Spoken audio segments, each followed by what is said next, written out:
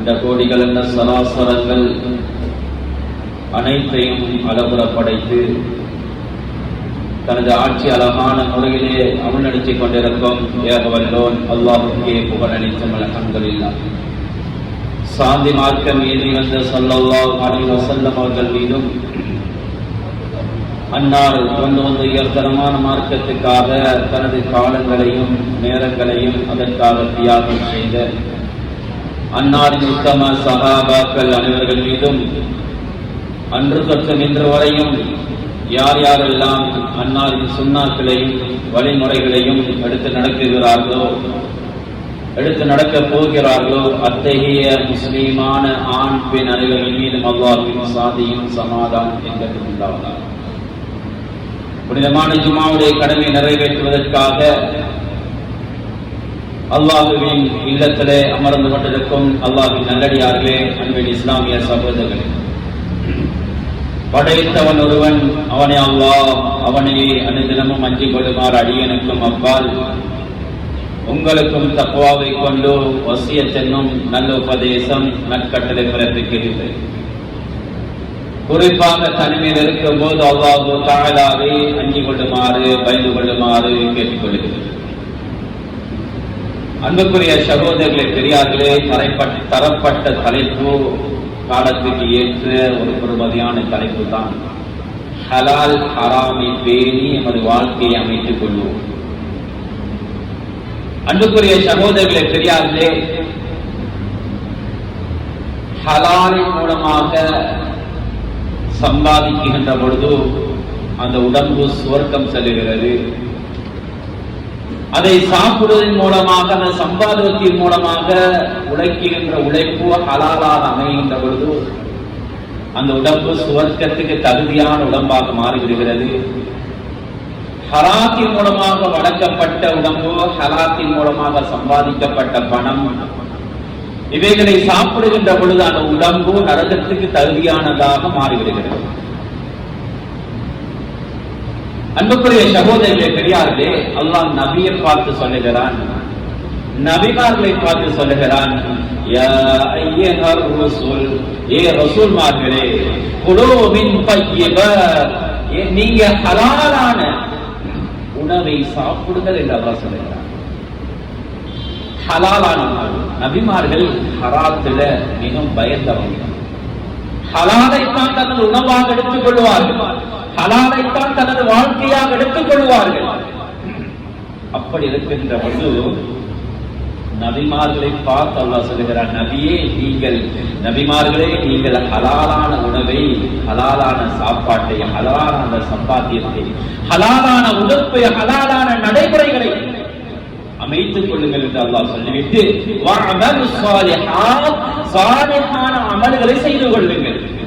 அல்லாஹ் இந்த ஆயத்திலே ஹராத்தை, ஹலாலை பற்றி பேசிவிட்டு நல்ல அமல்களை பற்றி பேசுகிறார். தஃசீருடைய உலமாக்கள் சொல்லுகிறார்கள், ஒரு மனிதனுடைய உடம்பிலே ஹலாலான உணவு செல்லுகின்ற பொழுது அந்த உடம்பு இருக்கிறது சகோதரர்களே, பெரியார்களே, அதிலிருந்து ஊறுகின்ற ரத்தம் ஹலாலான ரத்தமாக இருக்கிறது. ஆகவே அந்த மனிதன் அமலின் பக்கம், இபாதத்தின் பக்கம் அவன் விளைந்து செல்லுகிறான். ஹலாலான அல்லாஹ் ஹலாலான உணவை பற்றி சொல்லிவிட்டு அங்கே நல்ல அமல்களை பற்றி சொல்லுகிறார். நல்ல அமல்களை செய்யுங்கள், நல்ல உணவை, ஹலாலான உணவை சாப்பிட்டு அமல்களை செய்யுங்கள் என்று சொல்லுகின்ற பொழுது இந்த காரணம் என்னவென்று தெரியுமா சகோதரர்களே, பெரியார்களே? ஹலாலான உடம்புக்குள்ளே, ஹலாலான உணவு உடம்புக்குள்ளே செல்லுகின்ற பொழுது, ஹலாலான ஆடைகளை உடுத்துகின்ற பொழுது நாம் நல்ல அமல்களை செய்வதற்கு எங்கள் உள்ளங்கள் தூண்டிக் கொண்டிருக்கிறது. இன்னைக்கு கொஞ்சம் சிந்தனை செய்து பாருங்கள். நாங்க பள்ளியோடு தொடர்பு இல்லை, தொழுகை இல்லை, பரலான அமல்கள் இல்லை, நல்ல சதகாக்கள் இல்லை, நல்ல இபாதத்துகள் இல்லை. காரணம் எங்களோட உடம்புக்குள்ள ஹராம் செல்லுகிறது. ஹலாலான உணவு செல்வதற்கு பதிலாக அங்கே ஹராமான உணவு செல்லுகிறது. பெற்றோர்கள் சம்பாதித்து பிள்ளைகளுக்கு கொடுப்பதும் ஹராம். ஹராத்தை சாப்பிடுகிறார்கள், ஹராமான உணவு செல்லுகிறது. அதனால் தஹஜ்ஜத்துக்கு எழும்போது கஷ்டமாக இருக்கிறது. ஹலாலான உணவு செல்லவில்லை, ஹராமான உணவு உள்ளே செல்லுகிறது. அதனால் சுபகுடைய தொழுகை தொழுவதற்கு கஷ்டமாக இருக்கிறது. ஹலாலான உணவு இல்லாமல் ஹராமான உணவு செல்லுகின்ற பொழுது ஃபர்லான தொழுகைகள், முன்பின் சுன்னத்தான தொழுகைகள், ஏனைய அமல்கள், ஏனைய திக்ர்கள், ஏனைய ஸலவாத்துகள் எல்லாமே கஷ்டமாக இருக்கிறது. ஆனால் செய்வதற்கு சிரமமாக இருக்கிறது என்று சொன்னால் ஹலாலான உணவு செல்வதற்கு பதிலாக உடம்புக்குள்ளே வாய்க்குள்ளே ஹராமான உணவு எங்களுடைய உடலை நிரப்புகிறது, வயிற்றை நிரப்புகிறது சகோதரர்களே. அதனால் அமல் இபாதத்துகள் செய்வது ரொம்ப கஷ்டமாக இருக்கிறது. அப்படியெல்லாம் யாருக்கெல்லாம் கஷ்டமாக இருக்கிறதோ அவர்கள் வைத்துக் கொள்ளட்டும் சகோதரர்களே. என்னுடைய உடம்புக்கு, என்னுடைய குடும்பத்தின் உடம்புகளுக்கு, என்னுடைய குடும்பத்துடைய உறவினர்களுடைய உடம்புகளுக்கு, குடல்களுக்கு ஹராமான உணவு செல்லுகிறது. அன்பார்ந்த சகோதரர்களே, பெரியார்களே, அல்லாஹ் தஆலா எப்பையும் ஹலாலை உடம்புள்ள ஆரோக்கியத்துக்கு தான் வைத்திருக்கிறார், ஹராமை உடம்புடைய கெடுதிக்கு தான் வைத்திருக்கிறார். ஏனென்றால் அல் குர்ஆன் அல்லாஹ் சொல்லுகின்ற பொழுது வயுஹில்லு லஹுமுத் தய்யிபாத் வயுஹர்ரிமு அலைஹிமுல் ஹபாயிஸ். அல்லாஹ் தஆலா அல் குர்ஆன்ல சொல்லுகிறான், உங்களுக்கு ஹலாலான உணவு உங்களுடைய உடம்புக்கு நல்லதை ஏற்படுத்துகிறது, உடம்புல ஆரோக்கியத்தை உண்டாக்குகிறது.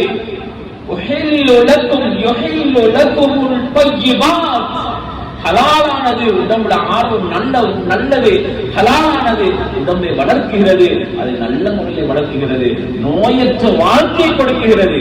உதாரணமாக எடுத்துக்கொள்வோம், பன்றி மாமிசம், இதை ஹராத்திலே சாப்பிடுகிறார்கள். இது ஹராம் என்று இஸ்லாம் சொல்லுகிறது.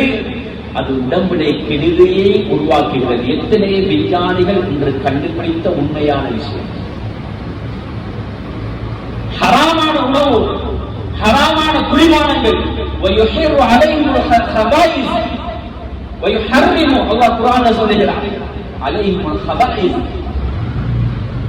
ஹராமானது உடம்புல நோயை உண்டாக்குகிறார். அது மதுவாக இருக்கிறதும், ஐஸாக இருக்கிறதும், போதை வஸ்துகளாக இருக்கிறதும் உடம்புடைய நோய் வருகிறது. உதாரணமாக சிகரெட் பிடிக்கிறார். எத்தனை வகையான நோய்கள் உடம்புல ஏற்படுகிறது. மதுவை பாதிக்கிறார்கள், சிகரெட் குடிக்கிறார்கள். அந்த புகையின் காரணமாக நுரையீரல் ஓட்டியாகிறது, சுற்றுச்சூழலில் இருக்கக்கூடியவர்களுக்கு பாதிப்பு ஏற்படுகிறது. எனவே ஹராத்திலே பல வகையான துன்பங்களும் பல வகையான நோயும் இருக்கிறது. ஆனால் ஹலாலான உணவிலே மனிதனுடைய உடம்புக்கு ஆரோக்கியம் இருக்கிறது என்பதையும் அல்லாஹ் தஆலா அல் குர்ஆனிலே சொல்லி காட்டுகிறார். இன்னைக்கு கணக்கே இல்லை நமது சமூகத்துக்கு சகோதரர்களே, பெரியார்களே. ஹராமான உணவை, ஹராமான சம்பாத்தியம், மாஷா அல்லாஹ் வெள்ளினாக கட்டுகிறார்கள், கடையாக கட்டுகிறார்கள். ஹராமான உணவிலே விசேஷமான ஸ்பெஷலான சொகுசான வாகனங்களிலே சென்று கொண்டிருக்கிறார்கள். ஆனால் ஹராம், ஆனால் அது கூட கொஞ்சம் கூட உள்ளத்துல கவலையாக எடுப்பதில்லை சகோதரர்கள்.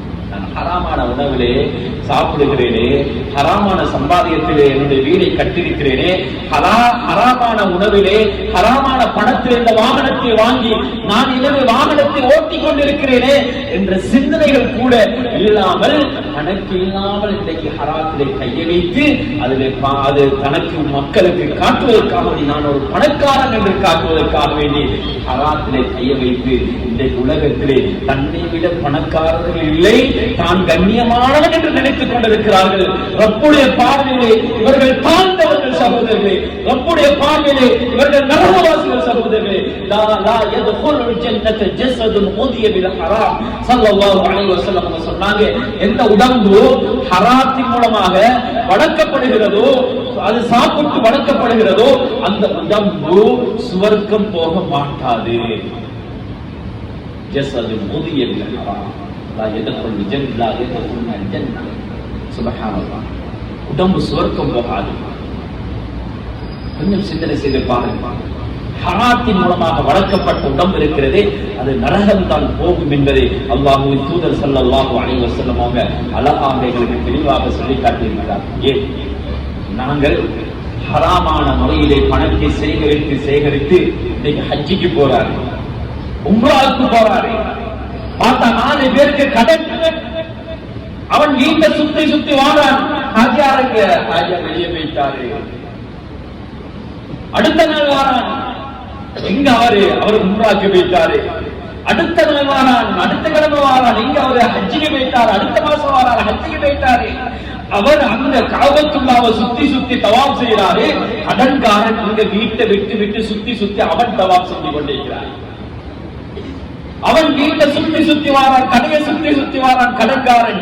இவரை போயிட்டு ஹஜ்ஜிக்கு போயிட்டு ஹராமான பணத்தை கொண்டு போயிட்டு கடனை வைத்துக் கொண்டு அங்க தவாப் செஞ்சு, அங்க பைத்துல்லாவை, அங்க ஹஜர் அஸ்வத, அங்க அந்த கிப்லாவை, அங்க அதை தவாப் செஞ்சு கொண்டிருக்கிறார். சுப்ஹானல்லாஹ். அதை சுத்தி கொண்டிருக்கிறார் கடன்காரன். இவருடைய வீட்டை சுத்தி கொண்டிருக்கிறார். அன்புக்குரிய மேலான பெரியார்களே, சகோதரர்களே, அப்படித்தான் போய் சென்றாலும் காபாவுடைய உடலையை கேட்டு பிடிச்சு கொண்டு ஹராத்தின் மூலமாக சம்பாதித்த பணத்தை கொண்டு போயிட்டு இவர் உம்ரா செய்யறாரு, ஹஜ்ஜி செய்யறாரு, அல்லது தஹஜ்ஜுல எழுந்து துஆ செய்யறாரு. தஹஜ்ஜுல அல்லாஹ் ஏற்றுக்கொள்ளக்கூடிய நேரம், தஹஜ்ஜுடைய நேரம், அடிவானத்துக்கு வந்து துஆவை ஏற்றுக்கொள்றேன் என்று சொல்லுகின்ற அந்த சந்தர்ப்பத்துல கூட இவர் அழுது துஆ செய்யறாரு. காபத்துல்லாவுடைய குடவியை பிடிச்சு கொண்டு துஆ செய்யறாரு.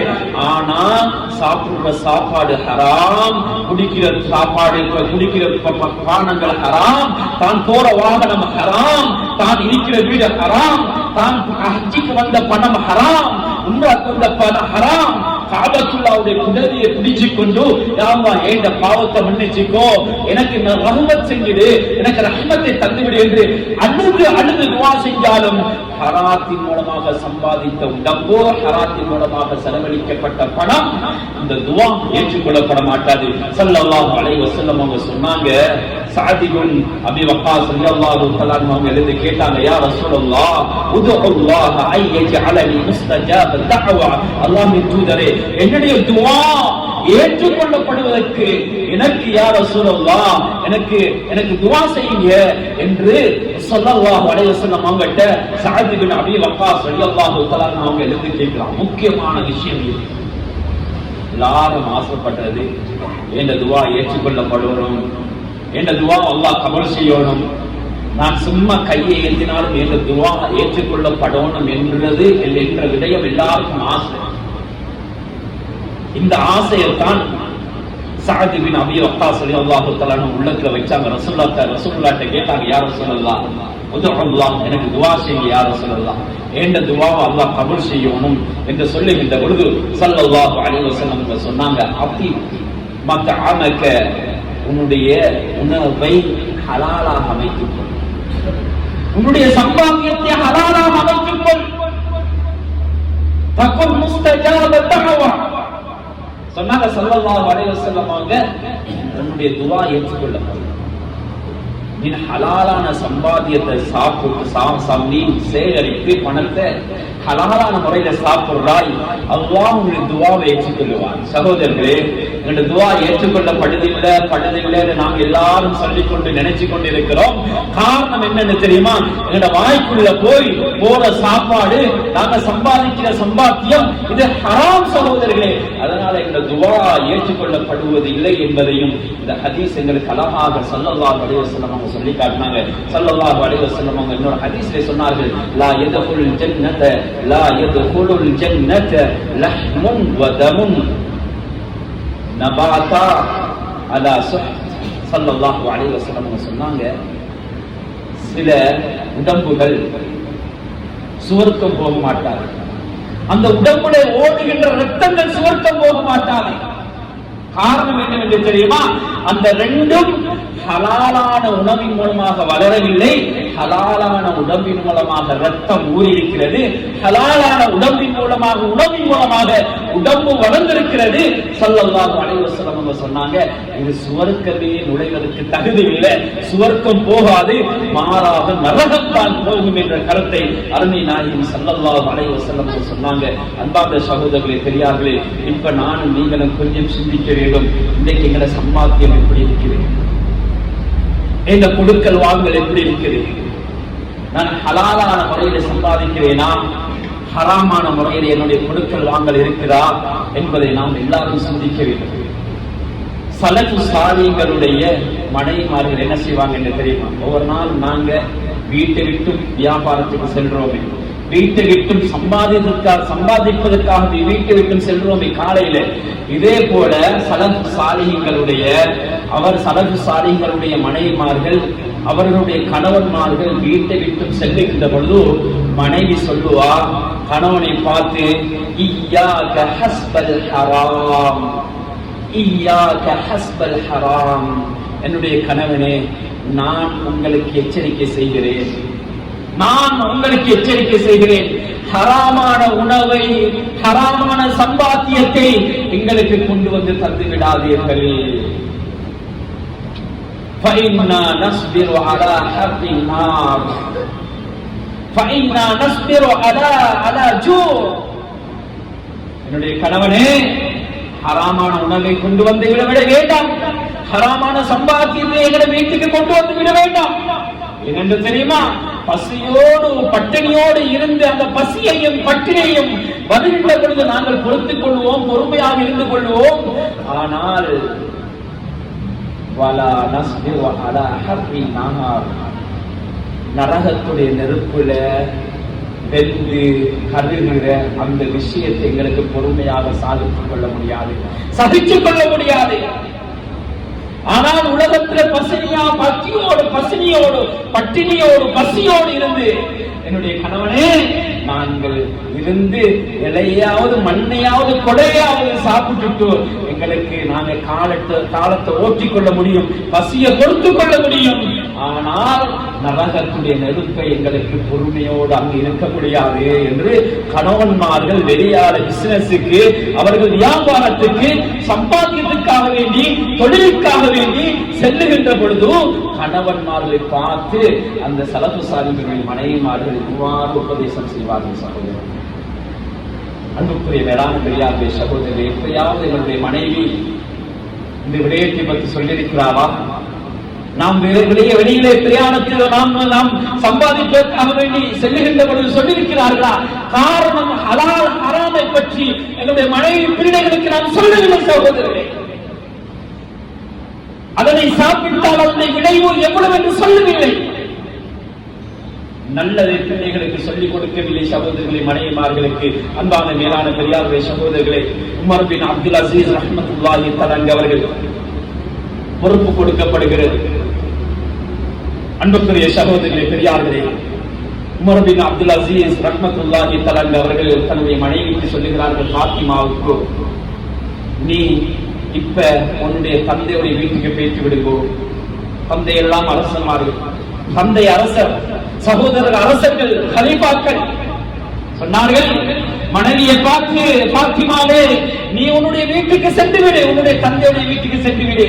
ஏனென்றால் இந்த உம்மத்துடைய பொறுப்பு எனக்கு எனக்கு கொடுக்கப்பட்டிருக்கிறது, உன்னுடைய கடமை எனக்கு நிறைவேற்ற முடியாது என்று சொன்னதுக்கு பின்னால் மனைவி சொல்லுகிறார், என்னுடைய கணவனே உங்களை விட்டு என்னை பிரிய முடியாது, பிரிந்து வாழ முடியாது, உங்களோடு சேர்ந்து வாழுகிறேன்.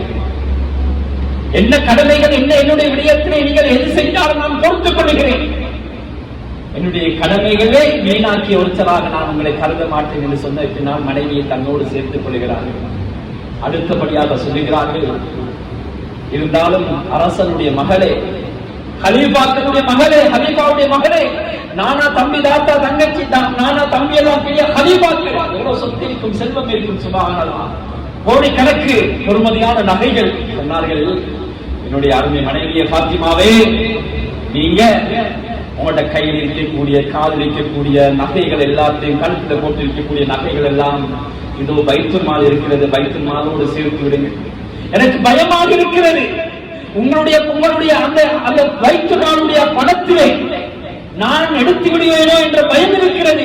ஆகையால் உங்களுடைய பணங்களே, உங்களுடைய நகைகளே, உங்களுடைய நெட்டிகளை எல்லாத்தையும் பைத்துல் மாலோடு சேர்த்து விடுங்கள். எனக்கு ஹராத்துடைய விஷயத்திலே ரொம்ப பயமாக இருக்கிறது. ஹராமான முறையிலே இந்த பைத்துல் மாலில் நான் எடுத்து விடுவேனோ என்னுடைய சொத்து என்று நினைத்து, ஆகையால் உங்களுக்கு இருக்கக்கூடிய எல்லா பணத்தையும் அதோடு சேர்த்து விடுங்கள் என்றார்கள் உமர் பின் அப்துல் அசீஸ் ரஹ்மத்துல்லாஹி தஆலா அவர்கள். சகோதரர்களே, ஹராமுக்கு எப்படி பயந்திருக்கிறார்கள் என்பதை பார்த்து விடுங்கள். தன்னுடைய ஆட்சி காலத்திலே ஹராமுக்கு பயந்தார்கள்.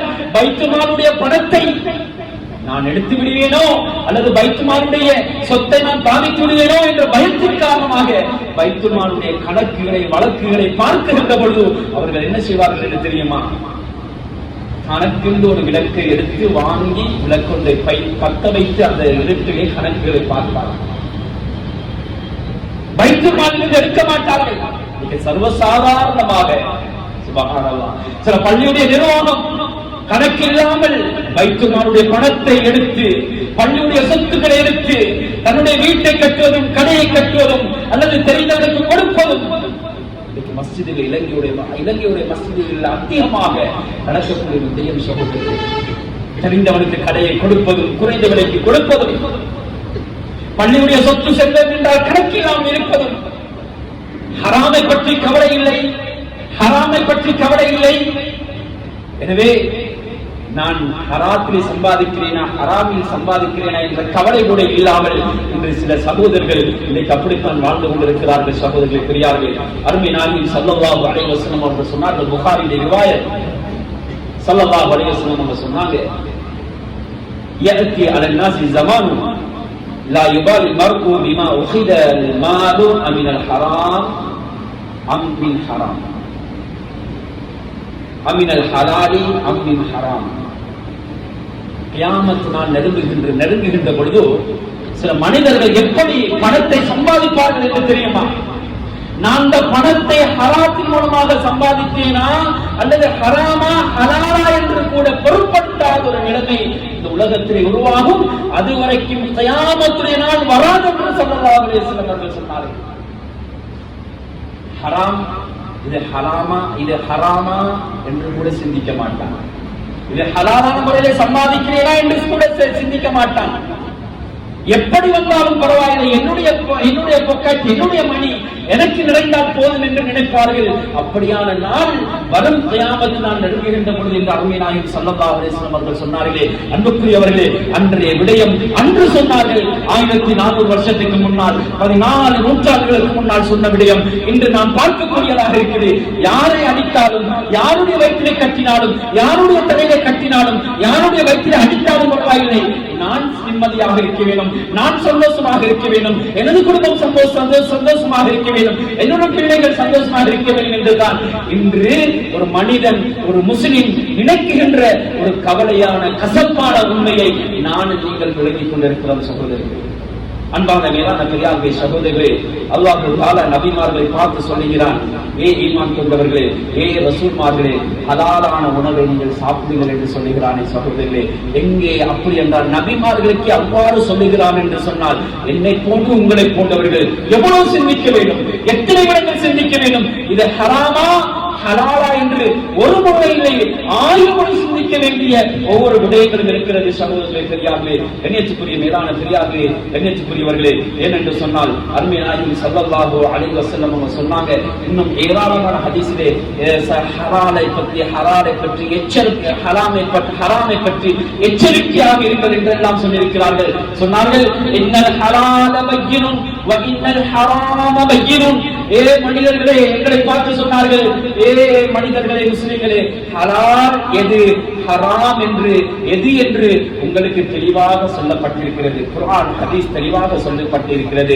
வ பைனஹுமா உமூருன் முஸ்தபிஹாத். அந்த ரெண்டுக்கு மத்தியிலேயும் ஹராமுக்கும் ஹலாலுக்கும் இடையிலே சந்தேகமான விடயங்கள் இருக்கிறது. அவைகளை தவிர்த்து கொள்ளுங்கள், அவைகளை நீங்கள் விட்டுவிடுங்கள் என்று அருமை நாயகம் ஸல்லல்லாஹு அலைஹி வஸல்லம் சொன்னாங்க. அப்படிப்பட்ட ஒரு விஷயம், உதாரணமாக ஒரு பொருளை வாங்குகிறோம், அந்த பொருள் ஹராமா ஹலாலா என்று சந்தேகம் வந்தால் அந்த பொருளை வாங்காமல் விட்டு விடுவது தான் மிக ஏற்றமானது. இதுதான் உமூர் முஸ்தபிஹாத். அந்த விடயத்தை விட்டு விடுவது. இந்த தொழிலுக்கு போவது வட்டியோடு சம்பந்தப்பட்டிருக்கிறதா அல்லது வட்டியோடு சம்பந்தப்படவில்லையா, இது குழப்பமாக இருக்கிறது. ஃபத்வாக்கள் கேட்டால் ஹலால் என்றும் சொல்லுகிறார்கள், ஆனால் ஹராம் என்றும் சொல்லுகிறார்கள். இப்படி ஒரு சந்தேகமான ஒரு விடயம் அந்த தொழிலிலே ஏற்படுகிறது என்று சொன்னால் அந்த தொழிலை விட்டு விடுவது தான் மிகவும் ஏற்றமானது. ஒவ்வொரு முஸ்தபிஹாத் ஸல்லல்லாஹு அலைஹி வஸல்லம் சொன்னாங்க, ஹலாலுக்கும் ஹராமுக்கும் மத்தியிலே சந்தேகமான விடயங்கள் இருக்குது, அவைகளை விட்டு விடுவது தான் மிகவும் ஏற்றமானது என்றார் அருமை நாயகம் ஸல்லல்லாஹு அலைஹி வஸல்லம் அவர்கள். அன்புக்குரிய மேலான பெரியார்களே, சகோதரிகளே, இன்றைக்கு ஹராத்துல உழைக்கிறான், வட்டியை வாங்குறான், வட்டியை கொடுக்கிறான், ஹராமான பொய்யான வியாபாரத்தை செய்து செய்து என்ன செய்கிறான், பெரிய பணக்காரனாகி இவனும் ஸகாத் கொடுக்க முன்னுக்கு வரான், இவனும் சதகா கொடுக்கிறான். அல்லாஹ் சொல்லுகிறான், நீங்க ஸகாத் சதகா கொடுப்பதாக இருந்தால் நீங்க ஹலாலான உணவுல சம்பாதிச்ச ஹலாலான சம்பாத்தியத்தில் கொடுத்துக் கொள்ளுங்க. யா அய்யுஹல்லதீன ஆமனூ அன்ஃபிகூ மின் தய்யிபாத்தி மா கஸப்தும். சுப்ஹானல்லாஹ். ஈமான் கொண்டவர்களே, அல்லாஹ் சொல்லுகிறான், ஈமான் கொண்டவர்களே, நீங்கள் செலவழிக்கின்ற பொழுது ஹலாலான சம்பாத்தியத்தில் இருந்து நீங்க பணத்தை கொடுத்து செலவழிங்கோ. நீங்க அதுல ஹலாலான முறையில சம்பாதிச்சு அதுல கொடுங்க, ஹராத்துல கொடுக்க வேணாம். இன்னைக்கு ஹராத்துல சம்பாதிச்சவன் நோம்பு வந்து அவனு 2, 3, 10 கஞ்சிக்கு அவனுக்கு கொடுக்க ஆரம்பிக்கிறான். இதை நிர்வாகிகள் வழங்கிக் கொள்ளணும். இவருடைய சம்பாத்தியம் எப்படி ஹலாலா ஹராமா என்று பார்த்துத்தான் அந்த பொருளை கொடுக்க வேண்டும். அவரிடத்தில் இந்த பொருளை வாங்க வேண்டும் அல்லது பணத்தை வாங்க வேண்டும். சகோதரர்களே, ஹராமான முறையிலே சம்பாதித்தவனுடைய ஜக்காத்தோ சதக்காக்கள் எடுக்காமல் இருப்பது தான் இந்த குர்ஆனுடைய ஆயத்தை எங்களுக்கு சொல்லி காட்டுகிறது. அன்புக்குரிய மேலான பெரியார்களே, சகோதரர்களே, இன்னைக்கு தவறான முறையில இன்னைக்கு பணத்தை சம்பாதிக்கிறாங்க. சுப்ஹானல்லாஹ். வருமானங்கள் எடுக்கிறாங்க, இன்னைக்கு சம்பாதிக்கிறாங்க, தொழில்கள் செய்யறாங்க, ஹராமான முறையில ஏமாற்று வியாபாரம் செய்யறாங்க, வட்டி எடுக்கிறாங்க. இவங்க நினைக்கிறாங்க எந்த குடும்பம் நிம்மதியாக இருக்கும், எந்த குடும்பம் சந்தோஷமாக இருக்கும் என்று நினைச்சு இன்றைக்கு ஹலாலான முறையில விட்டுட்டு ஹராமான முறையில சம்பாதிக்கிறாங்க. இந்த சம்பாத்தியம் இருக்கிறதை சகோதரர்களே, பெரியார்களே, இது எந்த குடும்பத்தை நாசமாக்கும் என்பதை மறந்துவிடக் கூடாது. நாங்க நினைக்கிறோம் எந்த குடும்பத்துக்கு நல்ல பணத்தை கொடுத்துட்டு போவோம், எந்த பிள்ளைகளுக்கு 5-10 வீடுகளை கட்டிட்டு கொடுத்துட்டு போவோம், எந்த மகனுக்கு பள்ளிக்கரையில காணிகள் எடுத்து வச்சு கொடுத்துட்டு போவோம். யார காணி அபாரிச்சாலும் பரவாயில்லை, யார்கிட்ட சுரண்டி அடித்தாலும் பரவாயில்லை, வட்டிய வந்தாலும் பரவாயில்லை என்று இன்னைக்கு நினைச்சு கொண்டு இன்னைக்கு ஹராத்துல கைய வச்சு இன்னைக்கு அவனை வருவி இவனை எடுத்து அவங்க இன்னைக்கு வீட காணி பூமியை கட்டி கொண்டிருக்கிறாங்க, காணிகளை வாங்கி கொண்டிருக்கிறாங்க. தான் நிம்மதியாக இருக்கணும், எந்த பிள்ளைகள் எந்த பேர பிள்ளைகள் எல்லாம் நிம்மதியாக இருக்கணும், கஷ்டப்படக்கூடாது என்று சொல்லி ஹராம் ஹலால பேணாம இன்றைக்கு உலகத்துல இன்றைக்கு பணக்காரனாக கொண்டிருக்கிறாங்க. ஒன்று விளங்கணும், இவரு எல்லாம் சம்பாதிச்சது தன்னுடைய கபருக்கு நாசத்தை தேடிக்கொண்டிருக்கிறாரு, தன்னுடைய கபருக்கு அவர் பதுவா தேடிக்கொண்டிருக்கிறாரு. குடும்பங்கள் சண்டை பிடிச்சு பிள்ளைகள் அடிச்சு கொண்டு இது எந்த உண்ட இன்னும் வாப்ப மௌத்தாக என்ன நோய்வாய்ப்பட்டா எதிர்பார்த்து கொண்டிருக்கிறாங்க, அம்மா வாப்ப மௌத்தாக ஏன்னு கவலைப்பட்டு கொண்டிருக்கிறாங்க. காரணம் ஹலாலான முறையில சம்பாதிக்கல, ஹராமான முறையில சம்பாதிச்ச சில பிள்ளைகள் அப்படி எதிர்பார்த்து கொண்டிருக்கிறாங்க. இந்த உலகத்துல நிம்மதி இல்ல, மறுமையிலே நிம்மதி இல்ல. சகோதரர்களே, பெரியார்களே, நான் ஒரு சம்பவத்தை உங்களுக்கு கூறிக்கொண்டு இந்த ஜும்மா முடிச்சுக் கொள்றேன். சகோதரர்களே, பெரியார்களே, காத்திரி பின் சுலைமான் ரஹ்மத்துல்லாஹ் பெரிய ஆலிம், பெரிய ஒரு ஃபகீஹ், பெரிய அறிஞர். இவர் என்ன செய்யறாரு, ஒரு நாள் மன்சூர் என்று சொல்லுகின்ற ஹலீஃபா இடத்துல வாராரு. இவர் வந்தத்தோடைய மன்சூர் ஹலீஃபா ரஹ்மத்துல்லாஹ் கண்டத்தோடைய இந்த ஆலிமை காத்திரி பின் சுலைமான் ரஹ்மத்துல்லாஹ் அவர்களை கண்ணியப்படுத்தி வாங்கன்னு கூப்பிடுறாரு. கூப்பிட்டு அவருக்கு பக்கத்துல உட்கார அமர்றதுக்கு எல்லாம் இடத்தை கொடுத்துட்டு பேசுறாரு. கொஞ்ச நேரம் பேசுறதுக்கு பின்னால சொல்றாரு, மன்சூர் ஹலீஃபா சொல்றாரு, அரசர் சொல்றாரு, எனக்கு ஏதாவது உபதேசம் செய்யுங்களே இமாம் அவர்களே, அறிஞரே, ஆலிம், உபதேசம் செய்வோம். 2 விஷயத்தை கேட்கிறாரு. இமாம், நான் படித்ததை வைத்து கேள்விப்பட்டதை வைத்து நான் உங்களுக்கு உபதேசம் செய்யா அல்லது நான் என்ற கண்ணாட கண்ட சில விஷயங்களை உங்களுக்கு உபதேசம் செய்யவா என்று கேட்கிறார். கலீஃபா சொன்னாரு, மன்சூர் சொன்னாரு, இமாம் அவர்களே, உங்களோட கண்ணால கண்ட சம்பவத்தை எனக்கு உபதேசம் செய்வோம். இப்ப சொன்னாரு, அப்துல் அசீஸ் ரஹ்மத்துல்லாஹி தஆலா உலகத்துல வாழ்ந்தது வெறும் 40 வருஷம் தான். ஹிஜ்ரி 61ஆம் ஆண்டு பிறக்கிறாங்க. 101 வஃபாத்தாகிறாங்க ஹிஜ்ரி. 40 வருஷம் ஆட்சி செஞ்சது கிட்டத்தட்ட 2.5 வருஷம் தான் ஆட்சி செஞ்சாங்க. 2.5 வருஷம் உலகத்துடைய ஆட்சி. 11 ஆண் பிள்ளைகள். சகோதரர்கள் நன்றாக விளங்கிக் கொள்ளுங்கள். இன்னைக்கு நாங்க பணத்தை சேர்க்கிறோம் என்ற பிள்ளை ஹராமான முறையில் சேர்த்து வைக்கிறோம். ஹராமான பொய்ய சொல்லி பணத்தை வியாபாரம் செய்யறோம். சீசன் வருது தானே, ஹராம் என்று பார்க்கல, ஹலால பார்க்கல, பணம் போட்டா எனக்கு போதும் சொல்லி ஹராமான முறையில வியாபாரம் செய்யணும். சிலவங்க உண்மையிலே ஹராமான முறை ஹலாலான பிசினஸ் ஹராமாக்குறாங்க. எப்படின்னு தெரியுமா? இது நல்லா தெரியும். 500 ரூபாய்க்கு தான் எடுத்தது. அவர் கேட்கவே இல்லை. இவர் சொல்றாரு 500 600 ரூபாய்க்கு எடுத்தேன்னு சொல்லி சும்மா ஹராம பொய்யான வார்த்தை மூலமா ஹராத்தை அங்க பணத்துல சம்பாதியத்துல சேர்த்துக் கொள்றாரு. மற்றவங்க காணிய பூமியை பறிச்சு கொள்றாரு. சொத்து நகைகளை வாங்கி கொள்றாரு. தன்னுடைய வீட்டில் உள்ள வேடிய கொஞ்சம் ஒரு அடி அங்கால தள்ளி மற்றவனோடு சேர்த்து அடைச்சு கொள்றாரு. வேடியை போட்டுக் கொள்றாரு. காணி பூமியை பறிச்சு கொள்றாரு. நகைகளை வாங்கி அல்லது காணி பூமிகள் எடுத்து லோயங்களை எழுதி கூப்பிட்டு பொய் சாட்சிகளை வைத்து அங்கே தனக்கு சொந்தமாகிக் கொள்றாரு. அல்லாஹ்வுடைய நீதிபதி அல்லாஹ் கேட்பானே, அந்த நேரத்தில் இவர்கள் மாட்டிக் கொள்வார்கள். துன்யாவுடைய கேவலம், மறுமையின் கேவலம். சகோதரர்களே, உமர் பின் அப்துல் அசீஸ் ரஹ்மத்துல்லாஹி தஆலா அவர்களுக்கு 11 ஆண் பிள்ளைகள். சகோதரர்களே, 11 ஆண் பிள்ளைகளும் அவர்கள் விட்டு போனது எவ்வளவு தெரியுமா? 18 தீனார்கள். சகோதரர்களே, பெரியார்களே, 18 தீனார்கள். இப்ப உமர் பின் அப்துல் அசீஸ் ரஹ்மத்துல்லாஹி தஆலா அவர்கள் மௌத்தாகிற கட்டத்துல ஒரு மனிதர் பார்த்தாரு, வந்து சொல்றாரு, அமீர் முஃமினீனே, இவ்வளோ உலகத்துடைய ஆட்சி, இவ்வளோ இடங்கள் ஆட்சி செஞ்சீங்களே, உங்களோட பிள்ளைகளுக்கு ஒண்ணு வைக்கலையே, 11 ஆண் குழந்தைகளுக்கு ஒன்றுமே வைக்கலையே, மரண படுக்கையில் இருந்து கொண்டிருக்கிறார்கள், ஒன்றுமே கொடுக்கலையே. சொன்னார்கள், என்னை கொஞ்சம் நெருப்பாக்கி விடுங்கள், தூக்கி வைத்து விடுங்கள். படுக்கையில் இருந்தவர்கள் கொஞ்சம் சாய்ந்து எழுந்து அப்படியே அமர்ந்து கொண்டார்கள். சொன்னார்கள்,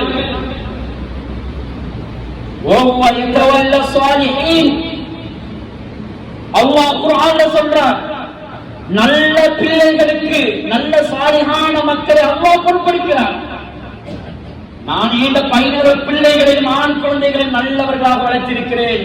ஹராம் எது என்று நான் சொல்லியிருக்கிறேன், ஹலால் எது என்று சொல்லியிருக்கிறேன்.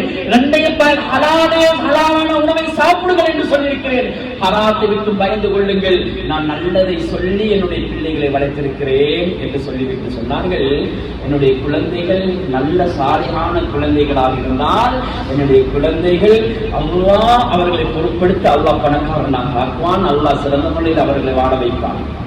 என்னுடைய குழந்தைகள் எல்லாம் 11 பிள்ளைகளும் கெட்டவர்களாக இருந்தால் நான் இவ்வளவு பணத்தை அவர்களுக்கு கொடுத்து விட்டு போறதிலே எந்த விதமான பிரயோஜனம் இல்லை எனக்கு. சுபஹானல்லாஹ்.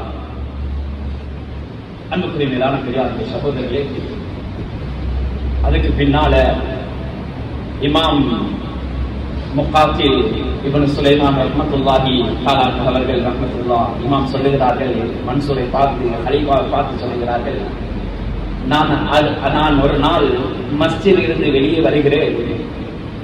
போருக்காக வேண்டி படைகள் தயார் செய்யப்பட்டுக் கொண்டிருக்கிறார்கள். அதற்காக வசூலிப்பு அங்கு நடக்கிறது. பணம் பற்றாக்குறையாக இருக்கிறது, பொருட்கள் பற்றாக்குறையாக இருக்கிறது. அந்த நேரத்திலே பணம் வசூலிக்கப்படுகின்ற பொழுது உமர் பின் அப்துல் அசீஸ் ரஹ்மத்துல்லாஹி தஆலா அவர்களுடைய 11 ஆண் பிள்ளைகளை ஒரு பிள்ளை எழுந்து செல்லுகிறார். இதோ நான் இந்த யுத்தத்துக்காக 100 குதிரைகளை நான் இதற்காக தருகிறேன் என்றார்கள். சுப்ஹானல்லாஹ். அன்புக்குரியவர்களே, 100 குதிரை என்று சொன்னால் இன்றைய காலத்தில் பெரிய வாகனங்களை போன்று, சொகுசான வாகனங்களை போன்று, BMW போன்ற கார்களை போன்று ஒரு குதிரை. அவ்வளவு பொறுமதி அந்த காலத்திலே குதிரை என்பது. இதுவரைக்கும் அவங்க விட்டு சென்ற பணத்தை பார்த்தால் அவருடைய கஃனுடைய செலவு, அவருடைய கபருடைய செலவு 18 தீனார்களில் 9 செலவாகிவிட்டது. 9 மீதம் உள்ள வராசத் சொத்துக்களைத்தான் 11 பிள்ளைகளுக்கும் 1 தீனார்கள் கூட கிடைக்கவில்லை, திருநதி கூட கிடைக்கவில்லை. 9 வெள்ளிக்காசுகள். சகோதரர்களே, இந்த நேரத்தில் நான் சந்தைக்கு சென்றேன். அன்றைய நாள் அங்கே பார்த்தால் ஹிஷாம் இப்னு மாலிக் அப்துல் மலிக்குடைய அவர்களுக்கும் 11 பிள்ளைகள், ஆண் குழந்தைகள் அல்லாஹ் கொடுத்திருந்தார். ஆனால் 11 பிள்ளைகளுக்கும் அவர்கள் மௌத்தாகின்ற பொழுது, அப்துல் மலிக் மௌத்தா, ஹிஷாம் மௌத்தாகின்ற பொழுது ஒரு குழந்தைக்கு 10 லட்சம் தீனார்களை, கிட்டத்தட்ட ஒரு தீனார் என்பது 4 கிராம் பவுண்ட் தங்கம். 10 லட்சம் திர்ஹங்களை அவர்களுக்கு ஒரு பிள்ளைக்கு வராச சொத்தாக கொடுத்துட்டு போனார். கிட்டத்தட்ட பார்த்தால் 5 லட்சம் பவுண்ட் பொறுமதியான தங்க நகை ஒரு பிள்ளைக்கு, ஒரு ஆண் குழந்தைக்கு. நான் என்ன செஞ்சேன் என்று தெரியுமா? இவருடைய சம்பவத்தையும் சொல்லுகிறார்கள். ஹிஷாமுடைய சம்பவத்தை பிள்ளைகளுக்காக கொடுத்துட்டு போனாரு. நான் அன்று சந்தைக்கு செல்லுகிறேன். சந்தைக்கு செல்லுகின்ற பொழுது ஹிஷாம் இப்னு அப்துல் மலிக்குடைய ஒரு மகன், 11 ஆண் குழந்தைகளில் ஒரு மகனை பார்த்தால் அங்கே சந்தையிலே கையேந்தி கொண்டு பிச்சை எடுத்துக் கொண்டிருக்கிறார். யாராவது எனக்கு ஹதியா போட்டு விட்டு செல்லுங்கள் என்று கேட்டுக் கொண்டிருக்கிறார் என்று சொல்லுகிறார். அன்புக்குரிய மேலான பெரியார்களே, சகோதரர்களே, எனவே 2 சம்பவத்தையும் அழகாக சொல்லி காட்டுகிறார்கள். ஹலாலான முறையிலே சம்பாதிங்கோ, ஹலாலான முறையிலே பிள்ளைகளுக்கு கொடுங்க, ஹலாலான உணவை சேகரிங்க. எனவே அல்லாஹ் எங்க வாழ்க்கையில பரக்கத்தை செய்வான். எனவே சகோதரர்களே, சீசன் வருது, உண்மையை சொல்லி பொய்ய சொல்லாம ஹலாலான முறையில கொடுக்கிறது, ஹலாலான முறையில வாங்குறது, ஹலாலான வியாபாரத்தை செஞ்சு நல்லவர்களாக, முத்தகீன்களாக, சுவர்க்கத்துக்கு தகுதியானவர்களாக அல்லாஹு தஆலா என்னையும் உங்களையும் அல்லாஹு தஆலா மாற்றி அருள்வானாக. அல்லாஹ் பாவத்தை நிறுத்துவாயாக, எங்களுடைய தாய் தந்தையுடைய பாவத்தை நிறுத்துவாயாக. அல்லாஹ் உலகத்தை வாழ்கின்ற பொழுது நல்லவர்களாக வாழ வைக்கிறியா அல்லாஹ். அல்லாஹ் ஹலாலான உணவை எங்களுக்கு சம்பாதித்து தந்தருவாயாக. அல்லாஹ் ஹராத்தை விட்டும் எங்களையும் எங்களுடைய குடும்பத்தார்களை பாதுகாத்துக் கொள்வாயாக. அல்லாஹ் அல்லாஹ் நல்லவர்களாக, முத்தகீன்களாக வாழ வைத்துள்வாயாக. அல்லாஹ் உங்களுடைய துஆக்களை ஏற்றுக்கொள்வாயாக, கபூல் செய்து கொள்வாயாக. வாஹ் அல்ஹம்துலில்லாஹி ரப்பில் ஆலமீன். அல்ஹம்துலில்லாஹ் அல்லதி